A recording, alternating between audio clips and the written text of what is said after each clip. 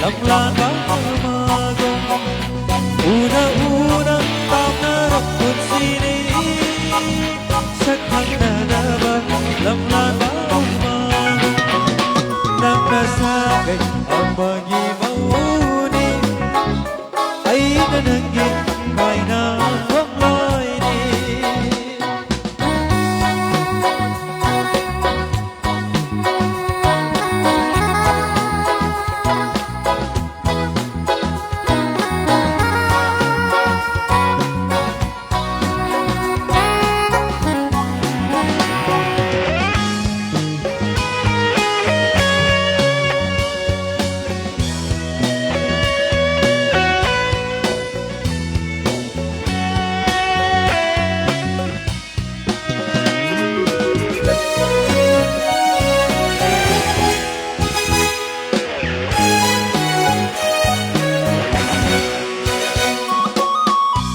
matasuyan hầu đêm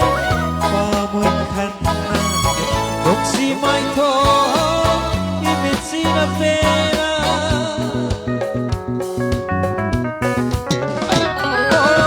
Ay ginikhan na hinglaman ipon sina Asidi oy haure kana namawari Are panining luy au kibang punsina Are pani Nangaiga lainariba marise Nangaiga lainariba marise Oh nang nasagay ang mag-imauni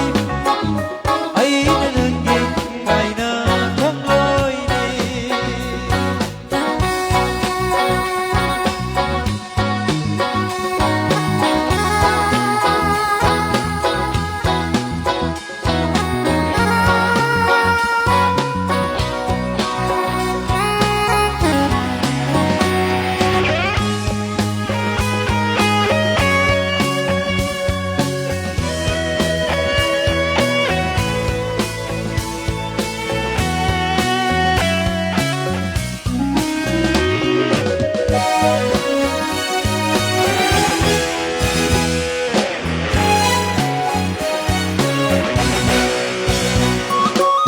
Mola bukusana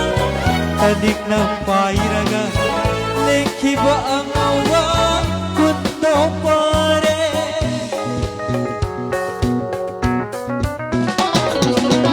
Ay ginikhan na hinglaman ipunsina Nasidi oy haure kana drapawari Tunda namang luba maglalamagong Tunda namang Sathe nangre sagay amadano Sathe nangre sagay amadano Oh nang nasagay ang mag-imauni ay nananggit kay na kongloy ni Nang nasagay ang mag-imauni ay nananggit kay na Unang-unang pangarap ko't sini saktang na naman lamlan bagong Unang-unang pangarap ko't sini saktang na naman lamlan bagong Nang nasagay ang mag-imauni